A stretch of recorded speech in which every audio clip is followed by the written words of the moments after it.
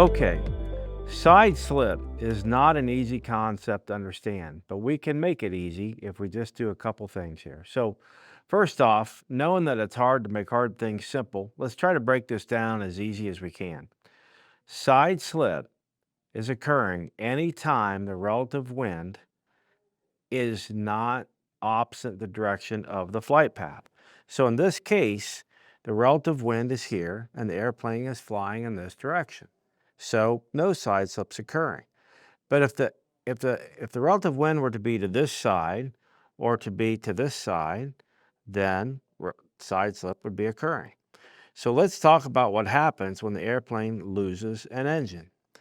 The airplane is going to move forward from these two propellers, and that's what these two white pencils are indicating, that we have relative, that the force from the propeller going this way, the propellers are pulling it forward, and these are the vectors from the engines right here. Now, this here is a relative wind. So as soon as we would lose an engine, let's say we lost this left engine first. So now the left engine is going to give us a drag. Right? What happens, The right engine is pulling us forward, and as it pulls us forward, the airplane wants to do this. We immediately have side slip occurring. So the pilot, when he or she loses the engine, they're going to immediately put in the appropriate rudder and straighten that out. And you would think as we do that we would have took care of that side slip issue.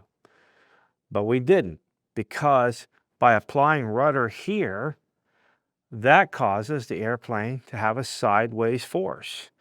So now this engine is pulling it forward while this rudder force is moving it sideways.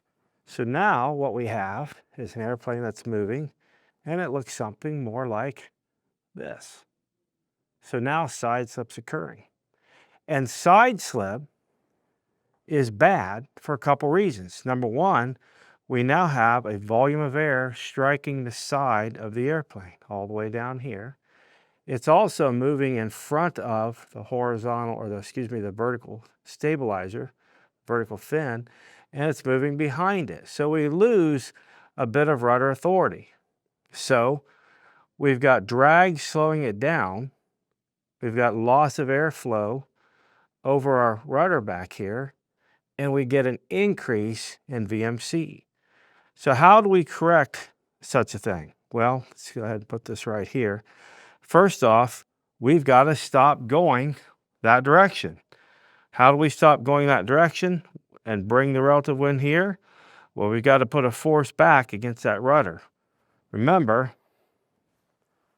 that rudder force is here. We've got to put a force back against it. So we take our vertical force, our lift, and we've got to bend it sideways by banking the airplane. And as we bank the airplane, we pick up a horizontal component of lift. And that horizontal component of lift is countering the rudder force right here.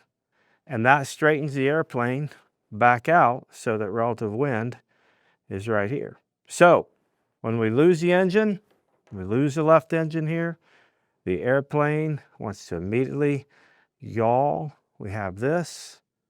We put rudder force in, we bring it around like that, but now the airplane is moving this direction, and we've got to bank into it to put it back into this direction. That is side slip.